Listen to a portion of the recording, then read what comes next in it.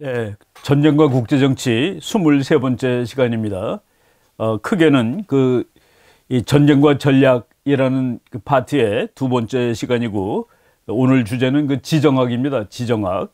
지오폴리틱스라는 학문인데, 강대국들의 대전략이 이제 주로 그 지정학으로 나타나죠. 지정학은 직접 전쟁의 원인이 되지는 않았지만은, 그래도 그 지리적인 국가들이 큰 그 전략을 짜는데 기초가 되었고, 그 전략에 의해서 국가들은 이제 정책을 만들었습니다. 그래서 우리가 이 독일이라든가 영국, 미국, 특히 이제 그 세 나라가 지정학이 발전된 나라인데, 그 세 나라를 중심으로 한번 오늘 말씀을 드려보도록 하겠습니다. 국가의 대전략, 그랜드 스트래티지라고 합니다. 그 중에 이제 가장 큰 부분을 차지하는 것이 그 지정학, 지오폴리틱스라고 얘기를 하는데, 지리적 환경이 한 나라의 대외 정책에 영향을 미치는 가장 중요한 변수, 그래서 거의 상수, 이거는 뭐 변함이 없는 것이죠. 그래서 그 세월이 변하더라도 지정학은 변하지가 않습니다.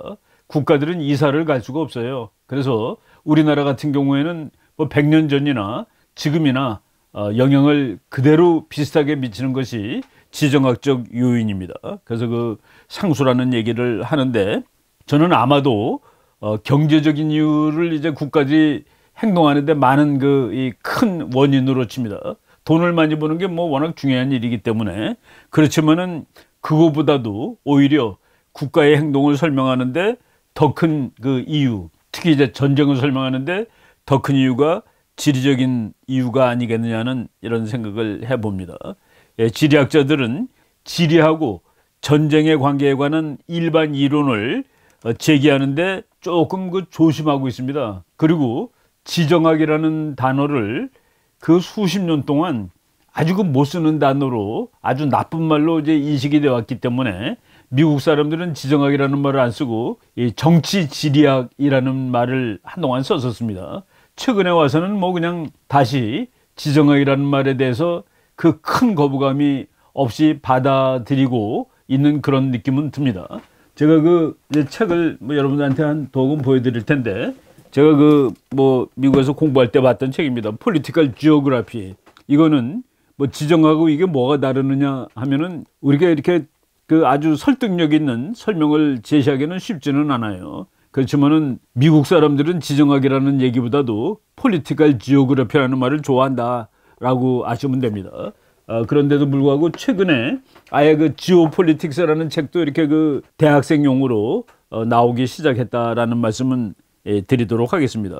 그리고 이제 우리나라 같은 경우는 지정학이 상당히 중요한 그런 공부 대상이 되어야지 맞습니다. 그런데 이제 지정학을 제일 먼저 만들었고 열심히 공부한 나라, 대표적인 나라들이 독일과 일본, 그리고 영국과 미국입니다. 그런데 지정학이라는 지오폴리틱스, 독일말로 해서 지오폴리티크, 게오폴리티크라고 있죠. 뒤가 K로 끝납니다. C가 아니라 G-O-P-O-L-I-T-I-K. 그래서 지정학, 이것이 독일과 일본이 2차 대전을 일으킬 때 그 2차 대전을 정당화시키는 학문적인 기반을 제공을 했습니다. 그래서 미국 학자들, 특히 이제 영국 학자들, 이런 사람들이 저 게오폴리티크, 저것은 못 쓰는 학문이야, 전쟁을 정당화시키는 학문이야, 그래가지고 단어 자체를 회피했었다라는 것을 말씀을 드렸습니다. 이제 먼저 독일의 지정학부터 말씀을 드려보겠습니다. 뭐 지리학하고 정치학이 합쳐지면은 정치 지리학이 됩니다. 이 세상에 어느 나라라도 정치 지리학은 다릅니다. 왜? 위치가 다 다르니까 당연히 다르겠죠. 그런데 지정학은 국가의 관계를 과학적으로 이해하기 위한, 과학으로 출발한 것은 사실입니다. 그냥 꼭 전쟁을 하기 위한 그런 이 나쁜 학문으로 발전한 것이 아니라 인간의 생활, 정치, 국가, 이런 것을 이해하기 위해서 이제 출발한 학문이죠. 그래서 이 학문을 제일 먼저 시작했던 학자가, 그리고 지정학이라는 용어를 처음으로 사용했던 학자가 아마도 프리드리히 라젤이라는 사람입니다. 이 사람이 지정학이라는 학문을, 그 용어를 처음으로 만들었고, 그것이 이제 독일 사람에 의해서 이제 받아들여지게 된 것이죠. 프리드리 라젤이라는, 뭐 여러분 보면은 벌써 이미 뭐 1844년에 태어나가지고 1904년에 이제 죽은 사람이니까 벌써 이제 100년이 훨씬 넘은 그때 사람입니다. 이 사람이 쓴 책 중에서 이제 폴리티시의 지오그라피 해가지고 뭐 그냥 폴리티컬 지오그라피라는 그런 책을 쓴 것이죠.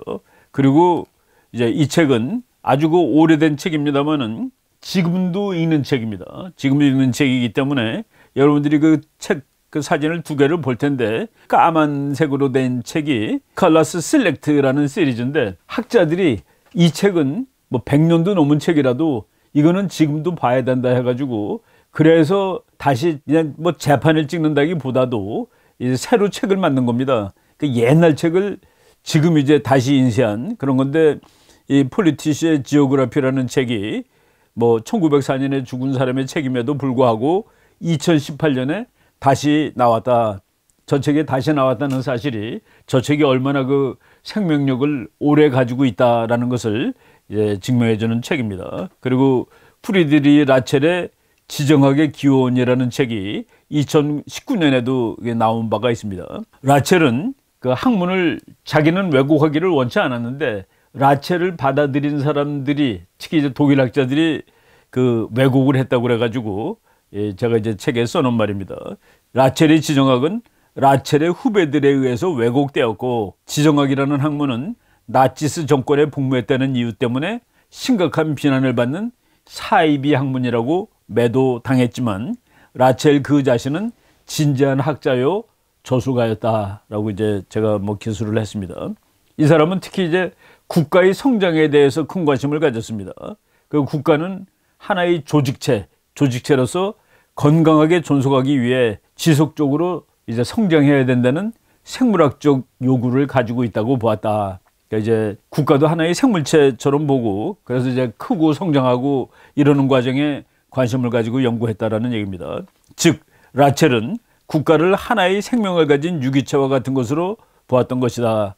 그래서 모든 국가는 공간을 획득하기 위하여 끊임없이 투쟁해야 한다고 주장했고 살아있는 모든 조직들은 공간의 확보를 위해 투쟁한다고 보았으며 가장 힘이 강한 자가 가장 넓은 공간을 차지할 것이라고 믿었다. 그래서 이 사람에 의하면은 앞에 있는 그 선, 그걸 전선이라고 그러죠. 뭐 전선이라는 거가 휴전선도 전선입니다.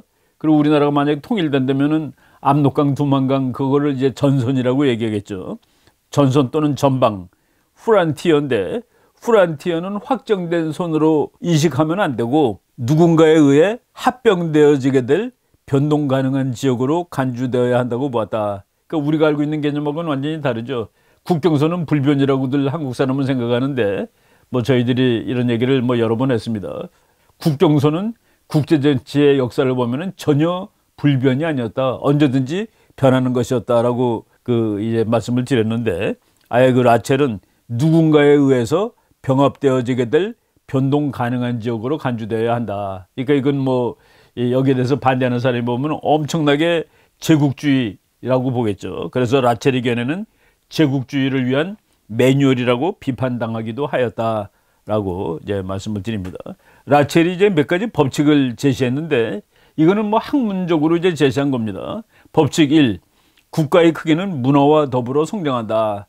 국가하고 문화도 이제 깊이 연결된다라는 그 주장을 한 겁니다. 법칙 2. 두 번째 법칙이죠. 국가 규모의 성장에 앞서 인구의 증가 등이 선행된다. 그러니까 인구가 늘고 땅이 넓어지는 겁니다.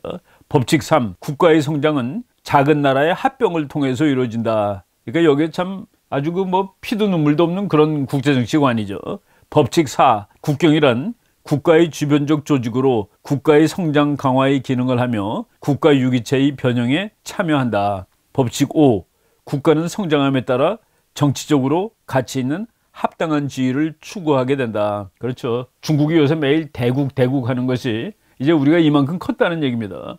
중국은 원래 대국인데 땅도 넓고 인구가 많았는데 중요한 요소 하나가 없었죠. 돈이 없었죠. 근데 이제 돈도 많아졌다 해가지고 뭐 대국이란 말을 아주 그 입에 달고 사는데 성장함에 따라 정치적으로 가치 있는 합당한 지위를 추구하게 된다. 법칙 6. 국가의 성장에 관한 첫 번째 자극은 외부로부터 오는 것이다. 외부의 자극으로 인해서 국가는 커지게 된다라는 얘기를 했습니다. 법칙 7. 영토 병합 또는 합병이라는 일반적인 경향은 다른 국가로 전이되는 것이며 그 강도는 점차 증가된다. 예. 한 나라가 영토 증강이 되면 다른 나라도 증가한다는 얘기죠. 뭐 밸런스 오브 파워 이런 뭐 거의 똑같은 얘기입니다. 어느 나라가 힘이 세지면 다른 나라도 힘을 늘려가지고 균형을 이루려고 노력한다는 그 얘기인데, 뭐 우리나라에도 이런 책들이 뭐 그렇게 많지는 않지만은 조금씩 나와 있습니다.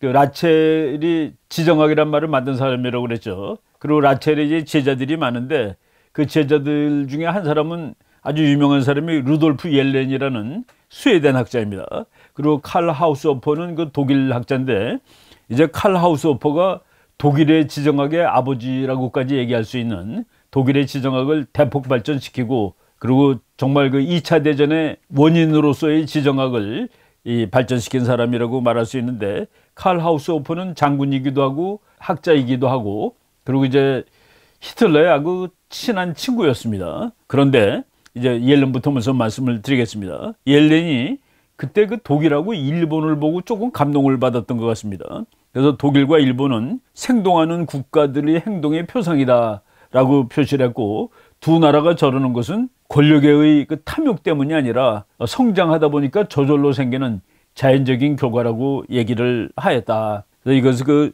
스트라우스 휴페라는 사람이 책에 보면은 저 사람은 일본과 독일의 행동을 미화하였다라고 이렇게 얘기를 하고 있습니다. 옐렌의 책은 독일말로 번역되었고 독일의 지정학에 더욱 큰 영향을 미쳤다. 의도했던 아니던 독일의 팽창주의적 논리 개발에 기여를 한 사람이 되었다라고 얘기를 합니다. 그래서 그 슈트라우스 휴페라는 사람도 아주 유명한 지정학자인데, 제가 이제 그 책을 읽고서 그 인용을 한 겁니다.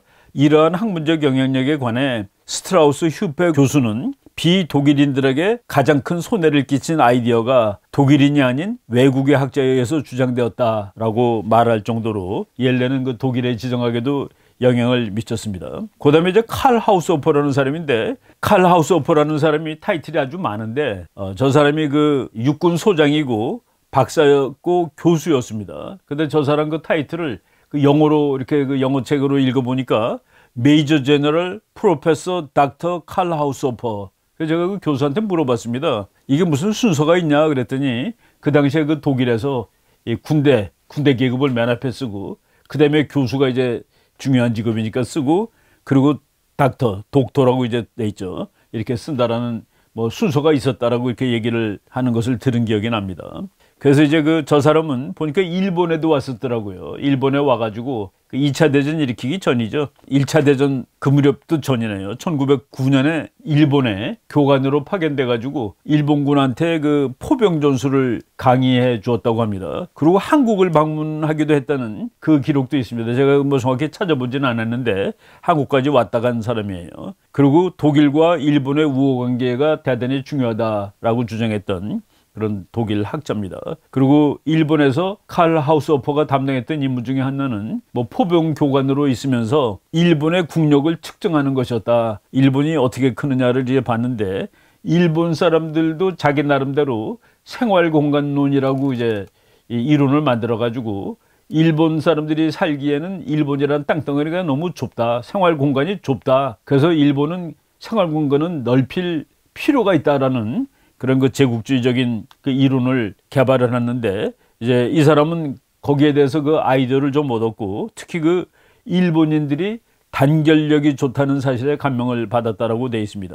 뭐 지정학도 물론 배웠고요. 그래서 당시 일본의 지도자들은 일본의 영토가 일본의 인구에 비해서 너무 좁다. 그래서 이제 바깥으로 나가야 되겠다라고 이제 생각을 하고, 뭐 근데 이미 그때는 일본이 조선을 점령한 뭐 후나 마찬가지였습니다. 그래서 이와 같은 그런 팽창주의적 이데올로기를 가지고 있던 시대에 일본이 조선을 병합한 것을 세계 사람들은 별로 놀라지 않고 뭐 당연히 그런 것 아니야라고 받아들였다. 그 무렵은 또 지정학이 대단히 유행하던 그런 시절입니다. 그래서 이 사람이 그 일본에 있다가 다시 독일로 귀국한 다음에 첫 번째 쓴 책 이름이 일본의 지정학과 외교 정책에 관한 것이었다라고 이렇게 되어 있습니다.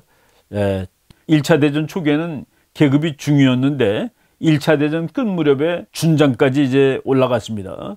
그렇지만은 뭐 이 사람은 전쟁광은 아니에요. 그래서 독일이 1차 대전에 졌다는 사실에 대해서 비통해하고 고뇌하였다. 그러고서 이제 뭐라고 얘기를 했냐면은 사방이 잠재적국으로 둘러싸인 독일 사람들이 지도를 읽을 줄은 몰랐다. 그리고 지리와 정치의 상호의존 관계를 몰랐다고 한탄했다. 그러니까 독일은 지정학을 정말 공부를 해야 되는 나라다라고 생각을 한 것이죠. 그래서 차후 지정학 연구에 몰두하게 되었고 독일 국민을 그 지정학을 교육시키려고 하였다라고 이제 돼 있습니다. 그는 50세의 나이에 정치지리학 박사 학위를 받았으며 뮌헨 대학의 지리 및 군사학 교수가 되어 지정학 연구에 더욱 몰두하였다. 그 요 초반이 이 사람의 인생 중에서 정말로 그 학문적인 학자로서 이제 생활을 하고 있었다는 얘기입니다. 하우스호퍼는 클라우제비츠의 전쟁론을 즐겨 읽었으며 해양력에 관한 마한의 개념을 연구하였다. 그 마한이라는 미국 학자죠. 미국의 또 해군 제독이면서 학자였습니다. 그 사람의 해양력에 관한 책을 잘 읽었다. 그리고 영국 수상 디즈레일리가 했던 말인 가장 훌륭한 정보를 가진 자가 궁극적인 승자가 된다는 말을 즐겨 인용했다. 이게 그 진리는 항상 통하죠. 가장 좋은 정보를 가진 자가 궁극적인 승자가 된다. 적을 알고 나를 알면 100번 싸워도 위태롭지 않다. 똑같은 말입니다. 적을 알고 나를 알면 정보죠. 정보가 있는 사람이 이긴다는 그런 얘기죠. 그리고 이제 그 당시에 영국이 그러니까 지정학이 비슷하게 발전했기 때문에 영국에서도 1900년대 초반에 헬포드 맥킨더라는 이제 학자가 나왔는데 그 헬포드 맥킨더의 이론을 해설하면서 하우스호퍼는 이 지정학 학도가 이미 1904년에 깨달은 사실을 1904년에 그 맥킨더의 하틀랜드 이론이라는 이론이 발표가 됩니다. 근데 맥킨더가 1904년에 이미 알고 있었는데 독일의 정치가들은 왜 아직도 그것을 깨닫지 못하고 있는가라고 이제 한탄하기도 했다. 그러니까 이 사람의 그 초기 활동은 순수히 학구적이었다라는 그런 생각입니다. 그런데 하우스호퍼는 다른 사람들과는 달리 지정학과 정치지리학이라는 것은 다르다라고 이제 구분을 했는데 이 사람이 애써서 구분한 것을 보면은 정치지리학이란 국가를 지리적인 관점에서 보는 학문, 이게 정치지리학입니다. 그리고 지정학이라는 것은 공간을 국가라는 관점에서 바라보는 학문. 뭐 그것이 우리가 얼마나 큰 차이가 나는지 모르지만은 이렇게 그 애써서 구분하였다라고 이제 되어 있습니다. 하우스호퍼는 독일인들에게 생활공간이라는 개념을 인식시켰고 결국 2차 세계대전으로 빠져들어가는 과정에서 독일 국민들에게 철학적, 정신적 기반을 제공하기는 했다. 아마도 이 히틀러라든가 그 나치당 일파들이 이 사람의 학술적인 이론을 이제 정치적인 목적을 위해서 이제 활용한 것이라고 봅니다.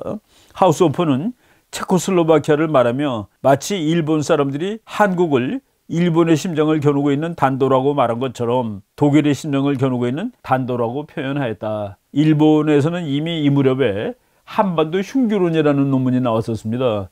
그래갖고 한반도는 일본의 심장을 겨누고 있는 단도와 같아서 그 칼을 일본이 갖지 않으면 언제든지 찔릴 가능성이 있다라고 이제 본 것이죠. 그러니까 바로 그 체코슬로바키아가 일본이 한국을 보듯이 독일이 보는 그런 그 독일의 심장을 찌를 수 있는 칼처럼 체코슬로바키아를 봤습니다. 그래서 하우스호퍼의 그 학문은 나치스의 전쟁 정책을 결국은 정당화시켜주는 학문이 되고 말았다라는 얘기인데 뭐 여기에 보면은 그 스토리들이 있습니다. 예를 들어 뭐 학자들이 정치에 이제 개입을 하게 되는 그런 과정인데 그 루돌프 헤스라는 사람하고 이제 아주 그 친해요. 공부도 같이 하고 그러는데 루돌프 헤스하고 아돌프 히틀러가 일단 그 쿠데타를 뭐 쿠데타라기보다도 하여간 그 폭동을 일으켜 가지고 감옥소에 잡혀가게 되는데 그 잡혀간 자기 후배인 루돌프 헤스를 면회하러 갔다가 루돌프 헤스의 소개로 히틀러를 만나게 됩니다. 그래가지고 아주 그 정말 순수한 학자가 이제 히틀러의 그 세계 정복 전략에 기여를 하는 그런 뭐 상황이 되는 거예요. 그래서 약간 뭐 1차 대전 이후에 루돌프 헤스가 이제 그 자기 뭐 후배라기보다도 군대에 있을 때 부관이었습니다. 부관인데 뭐 일단 후배가 감옥에 있으니까 면회를 갔다가 결국은 이제 아돌프 히틀러하고도 만났다는 그런 얘기입니다.